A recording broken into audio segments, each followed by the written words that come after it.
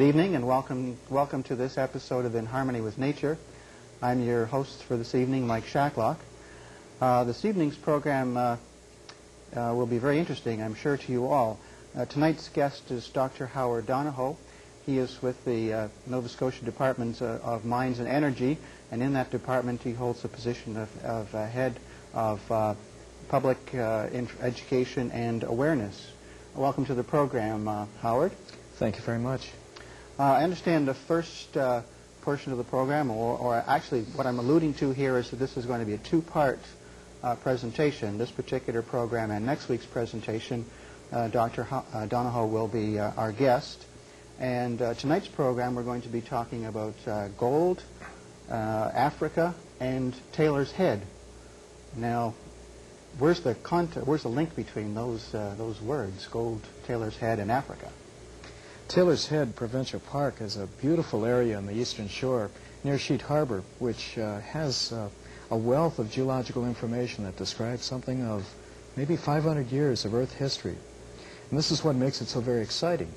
But just as exciting, around the local area, there's a large number of old gold mines, mines that were developed in the 1860s and onward up into the 1930s. And so the rocks that are on Taylor's Head also have gold in them. Not so much right at Taylor's Head, but in the nearby region. And then finally, this reason of why they have gold in them all deals with Africa. So what we're going to explore tonight is perhaps some 600 million years of Earth history. We'll start with the way it was at that time and what the shape of the continents was.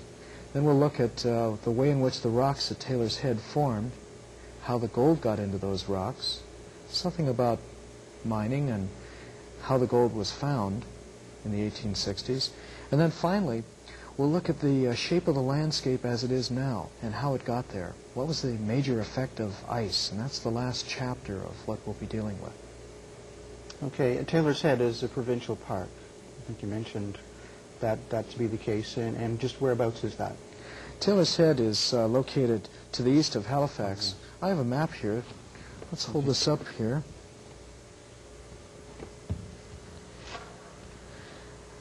Halifax, Dartmouth is located right here, and this is a geological highway map of Nova Scotia, so it shows by various colors the different rocks and ages of rocks. And the area that we're going to look at is up here in the eastern shore, right about there. Sheet Harbor is located right here, and there's Taylor Head Provincial Park. And the gold districts that I spoke about are located all across southern Nova Scotia, from out this way all the way down. The farthest reaches to the south and west in Yarmouth. And these gold areas are in a group of rocks that we call the Maguma Group. Geologists like to give a handle to things like that, so they use this term Maguma Group. And that area that I've outlined with a pointer is where the Maguma Group is found. And this is the association with Africa. I see. That area does include Waverley and its traditional gold rush days, so that must be left over from the gold mining. That's right. Perhaps. Just in this local area, there's more than 4 or 5 old gold mining areas that were developed in the 1860s, 1870s, and mined sporadically since then. Waverley, Montague, Clam Harbor, Lake Catcha, all of these areas close by. Oldham at the airport, there's a large number of old gold mines. But the connection here is always very interesting. The connection is that of something that is valuable to us, such as gold, and how did geologists find out how it got there? Because, of course, the important thing in understanding this is how can you predict where it will be found again? And that's the key to exploration. So geologists do the fundamental work, and then other geologists that are explorationists take it over from there to find the metals, minerals, commodities that are so important to our everyday life. So what I have then is an odyssey of, as I said, some 600 million years of Earth history in which I'm going to piece together this jigsaw puzzle of how geologists arrive at what makes up the rocks of Taylor's Head, secondly, how that gold got in there, and then how we know some of these stories. Oh, very good. Let's get underway. Let's begin with the gold. Okay. I'm excited about that. Well, it sounds pretty good. I brought a couple of specimens with me here. Good. Now, just down here on the table in front of us, there's some really interesting things. This specimen right here that I'm pointing to, about fist size, this has a large amount of gold that I'm outlining right in here. And some of that color may come up here. Now, this is an abnormally good specimen. This is rich. And this is not often found. And this comes from the mine at Goldenville, discovered in the 1860s and continued on. Now, right next to it is a specimen of what we would call ore grade. The bigger one is one that clearly has a lot of richness in it. That's, as I said, abnormal. This one right here has a little speck of gold, which I'm going to point to, that's barely visible. Barely visible. And this little speck right in there is actually ore grade. That means that the company who mines it will make money at it. There's enough for that. That's right, as long as the price doesn't go down too far. There's lots of uncertainties in the mining business. But it's these things such as gold, and going over to this other larger specimen, you know, you can see the beautiful gold and golden color, classic color on here. This is what adds spice to the geologist's life. This is what makes it so very fascinating.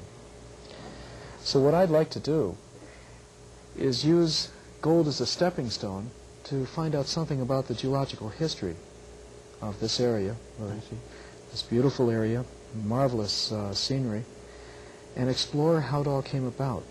And what I brought with me is a number of slides that we can use to describe the actual process of how this came about. So we're looking at, first of all, where the rocks came from, how the gold got in them, how the land was shaped, and then something about the scenic beauty, present day, at Taylor's Head. Okay. Let's go to the slides. Okay, then if we can move to the slides then. This is actually going to be Taylor Head. I think I was calling it Taylor's Head, or is it known by both? I think Taylor it goes Head by and both. Taylor's Head. It is both. Yeah. I see. So I was right. Taylor Head epitomizes the Eastern Shore, which has, as you can see there in the slide, the classic beauty of the land in the Eastern Shore. Stunted trees, bare rocks, and cobbled beaches. It's sort of an area that is rich in history, rich in mining history, as well as rich in human history. It has a wealth of geological information, and this slide sort of epitomizes the essence of it. And as we go seaward, out close to the ocean boundary with the land, the trees become smaller, and we have a lot of difficulty in actually finding where the land begins and the forest is, because the trees are all so small. There's Taylor Head. Taylor Head is a long peninsula, about 8 kilometers long, that runs north-south and right back into the land. And it's a provincial park. It has some beautiful beaches and lovely exposures of bedrock. So what we're going to be doing is looking at parts of that rock, parts of the beach system, in order to understand a lot more about just how we interpret the rocks there. And of course, as I said, and as we pointed out, those nuggets of gold are the essence of why geologists study rocks. It's not so much just the gold, but it's also all of the other materials that, as I said, we need in our everyday life. The story begins with the ocean, the raging ocean. And the layers of rock that are exposed at Taylor Head, like these, on the beach, consist of sand. And the beach is sand, too. So the parent material that came to make the rock was the sand, similar to what's on that beach at Taylor Head. So we have the old and the new. We have sand that is just maybe 10,000 years old or less, and we have rock sitting right next to it that is more than 500 million years old. And that's the interesting juxtaposition that makes it so fascinating. Now, the story of where everything comes from begins in ancient Africa. And here, in this little diagram that I prepared, about 500 million years ago, and the MA means 500 million years ago, this is what ancient Africa looked like. You can see rain coming down from the high hills there, running out into the ocean. Rivers flowed the same as they do today. And what we're talking about is how the rocks of the Maguma Group, this label that geologists give the rocks all along the eastern shore and the south shore, how they came about. And the rivers flowed down to the sea, brought the sand and mud and everything. And in that area that is dashed, you can see the level of the ocean right there, and layer after layer of material coming up and filling in that coastal area. And then sometimes there are big slumps. The material that was on the coastal area, just in the shallow sea, would slump down into the deep sea. So we have deep sea deposits and shallow water deposits. But what we have at the present exposed in southern Nova Scotia are all of these areas that we geologists look at as being very deep water. So the rocks that I'm going to just point out here on the table once again, rocks like this and like this. The one that I'm handling right now actually came from the deep, deep ocean, more than 5,000 meters in depth. Black rock, there's no life in it. Are those lines or demarcation zones in the rock, are they related to the submarine? Those lines that you speak about right here are Yes. the initial layers where they were laid down in the deep ocean. And right now there's been a chemical reaction that's left a little bit more pyrite along this layer, and that's why you see it so well. But this one down here is not very visible at all. No, I didn't even notice that one. Yeah. So this represents mud, and it's called slate right now after millions, hundreds of millions of years of heat and pressure. This rock adjacent to it is composed of sand. This is what I was talking about in one of the previous slides. This parent material is the material that comes from the sands washed down off the mountains, same as the muds, and this hardens into rock called quartzite. So these are the two rocks, quartzite in my hand right here, and the other one which I'll lift up, this one right here is called slate. So this comes from mud, that's where slate is, and sandstone from sand. So those are our basic building materials from which we derive the story. And let's follow up a little bit further. So what we've learned so far is that all of the muds and sands in ancient Africa were washed down off the mountains and into the deep sea. And now they got compacted into rock and formed into something harder. Now as we go on in the story, I just wanted to show your viewers, something of the spectacular scenery along the eastern shore. This cliff at Salmon River, just close to Musquodoboit Harbor, shows the huge amounts of sandstone that are deposited. And this is only one small cliff. There's just a staggering amount of sand and mud deposited into this ancient ocean 500 million years ago, now hardened into rock. And those are the layers right there. And we know some interesting things about these rocks, too. We know that there are currents way down in the deep ocean because we see things such as those ripple marks. And you and all of us have walked around in mud flats and lakes and seen ripple marks in streams. Oh, yeah. Well, they're in the deep ocean as well. So those currents show us that there is some activity in the bottom. Now we begin to piece together part of the story. And this is the really interesting part right here. We feel that, we geologists, that most of southern Nova Scotia was very far to the south. In fact, almost near the South Pole. And this was some 460 million years ago. Now what happens is that through this period of time to about 380 million years ago, the next slide shows this, the continents move. Gigantic forces in the Earth's, just underneath the Earth's surface, move the continents like a thin skim of hardened material on the surface. And as they come together, they collide. And when they do, they create large mountains. And this is the beginning of the story where we get to where the gold came from. So the collision of these large land masses brings together a great deal of excitement geologically. What happens is that we form high mountains, and this is where the action begins. Now this next slide may be a little bit confusing, but let me try and explain part of it. On one side, the right side, is Europe and Africa, and this is where southern Nova Scotia was. And it collides with what's on the left side of the screen, which is North America. The resulting collision produces high mountains, and that's what I've shown symbolically there. And in order to support those high mountains, you have to go down deep into the earth. It's like an ice cube. Only a little bit of the ice cube is on top, and what's underneath supports it. So there, when you see at the base of that diagram, those little blebs, some in red, some in blue. When you get down that far, it's hot, and the rock begins to melt. So as it melts, it begins to rise upward just like a hot air balloon. So you can consider this a contained area, just like a balloon is, and you put hot air into it, and it rises upward until the molten rock stops because it freezes or it solidifies. And at that point, it's hard. So it's a very interesting thing. Now, we think that some of those granites bring up with them little bits of gold and other metals. And this is what infuses itself into the upper levels of rocks. And that's what gives us the gold.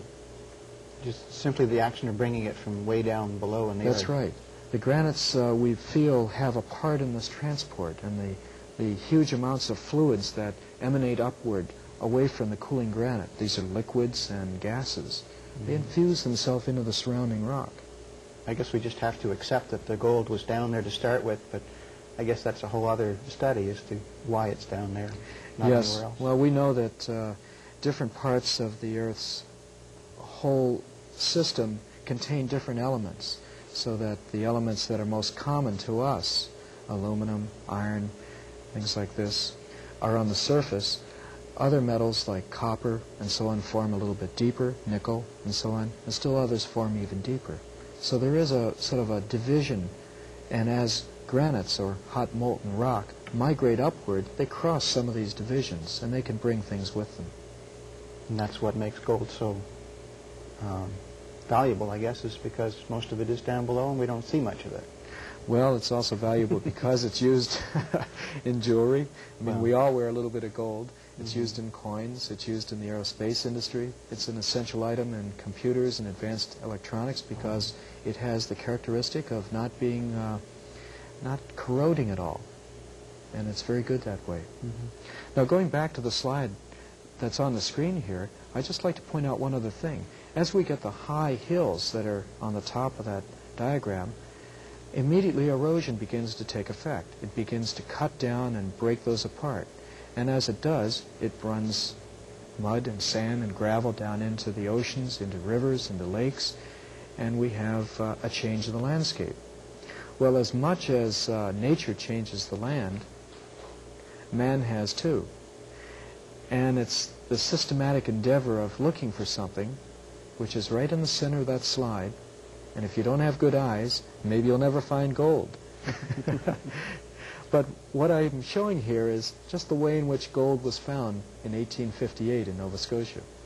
On a moose hunting trip, an English officer was with an Indian guide and several other members of a party that was out looking for moose north of Tangier in the Mooseland area now.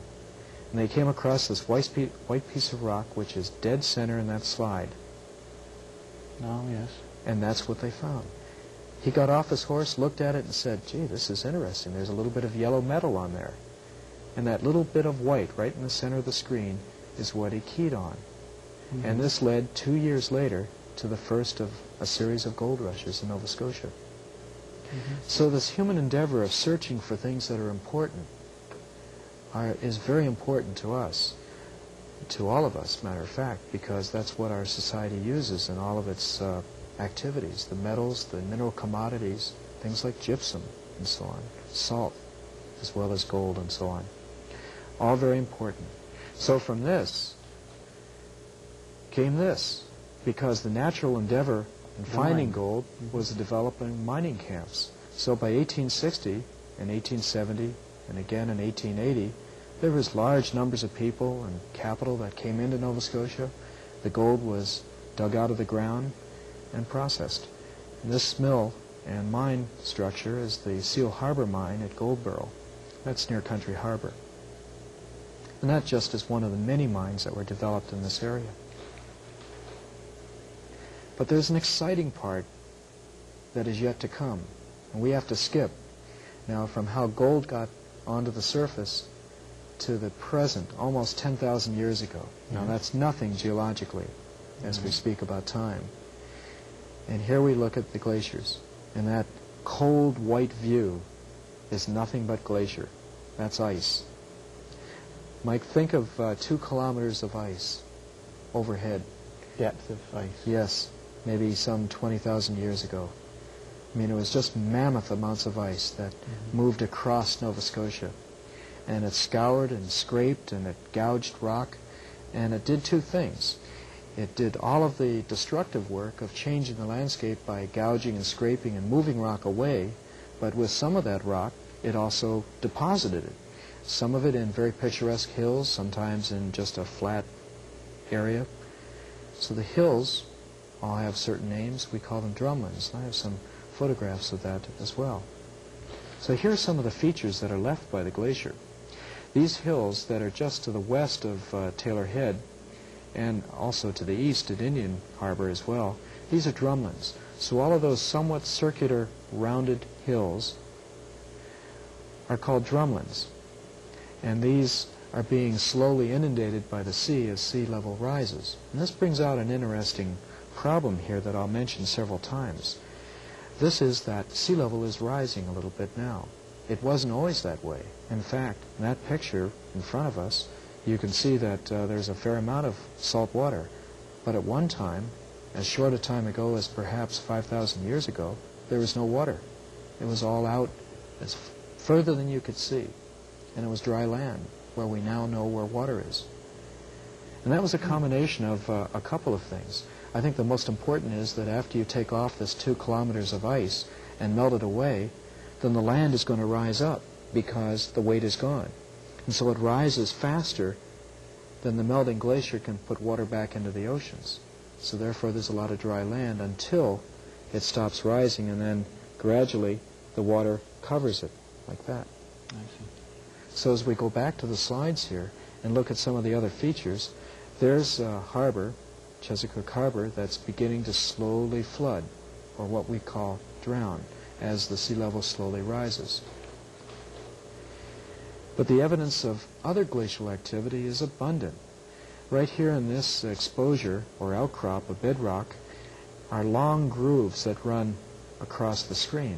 These are gouged out by the glacier, usually with the immense weight, sometimes with large boulders at the base of the glacier, and it just scours it away. But common features, such as Liscombe area, right here with the Liscombe Lodge in the upper left corner, this area has all of these, you can see straight channels, and some go one way, others at right angles to it. These are all fracture zones, or zones of weakness, in which the glacier and the ice can exploit and break apart and move. So when it does, and the water comes back in, those are naturally flooded. Now we come to the last chapter. The last chapter involves the most recent activity around Taylor Head. And this is the storms, this is the sand and gravels that have been moved around by the storm waves and by just the regular waves coming in from the ocean. And this is one case right here where we're looking down on the beautiful beach that looks off to the east. And you can see a couple of islands tied to the land on the left side of the screen. I'm going to come in and look at some of the features there on the beach. There's the beach right down on it. Nice, beautiful, fine sand beach. And because it's very fine grain, that is, it doesn't have very large particle size, less than a half millimeter, this is what we geologists would call a low-energy beach. In other words, just small waves, not huge rollers coming in from storms, because we have no big pebbles there. The more energy there is, the larger the fragment that can be moved. Now, look at this next one.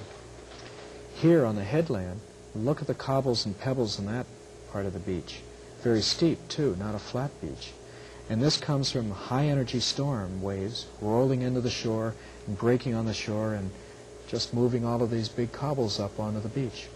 So at Taylor's Head, we have areas exposed to the ocean where there's very big boulders and cobbles on the beach, and other areas where there's just sand. One of the more interesting aspects, according to a friend of mine, was the clamming area. No, yes, that's right. It was a clamming area. I said no because there are a few other indications which I'll come back to. The answer is yes and no. On the right side of the screen, you can see a sort of embayment that is surrounded by the white sand and pebble beaches, depending what part of the water it exposes to. And that embayment is a pretty little lagoon that at one time was just like this. It was a peat marsh. And right in the center of the photo is a little white card that's 8 centimeters across. That shows a little rise of peat. That's being gradually eroded away by the salt water that infiltrates through the beach. Now, at one time, this was a freshwater area. Now it's becoming more salty. It was freshwater because the sea level didn't rise quite as much. It's come up perhaps 6 inches in the last 80 or 50 years. And the beaches keep being pushed into where that is. That's one of the islands tied to the land by a series of beaches that stretch from where I took the photograph off to the east. And that little bit of water in the middle of the slide on the right is just where that lagoon was, and is gradually being filled in by all of these beach deposits raging over it with any big storm. So we have a really dynamic situation happening here. So you can see that Taylor Head is quite an interesting area. It has a lot of excitement. It has interesting rocks. Nearby are the gold districts. It's a little piece of Africa. Then it has all of these interesting later day developments from the waves moving the materials, the sand and the pebbles and the cobbles and the boulders all along the beach. It's quite an area of contrast, as you started out to say. It is, yes. And that's what makes it such an interesting area. One of the things that my department does in conjunction with the Department of Lands and Forests, that we work together to have an interpretive walking tour of that provincial park. So your viewers may enjoy that, and they need only talk to local offices of the Department of Lands and Forests for the Parks Are for People program to find out when that will be. Okay. It'll be sometime next year, I imagine. That's right. Yeah. Yes. It's beginning to get a little bit cold, and when you're that far out on the headland, you know, it's really quite something. Well, this has been really interesting. We've got one more minute or so to before we need to wrap up. Any last point that you'd like to make? I think the really exciting thing about all of this is some of the specimens that are down here on the table. And I'm just going to pick this one up a little bit. This one that I'm holding in my hand here has a really fascinating history. I mean, it's hard to believe that rocks like this that I hold in my hand came from the deep sea, 5,000 meters or more, and that in some way rocks like that are connected with gold like this. But it's this connection of collision, of development of high mountains, of partial melting of some of this rock that I am moving in my left hand now, that gives rise to the gold here. Well, I can certainly see where your enthusiasm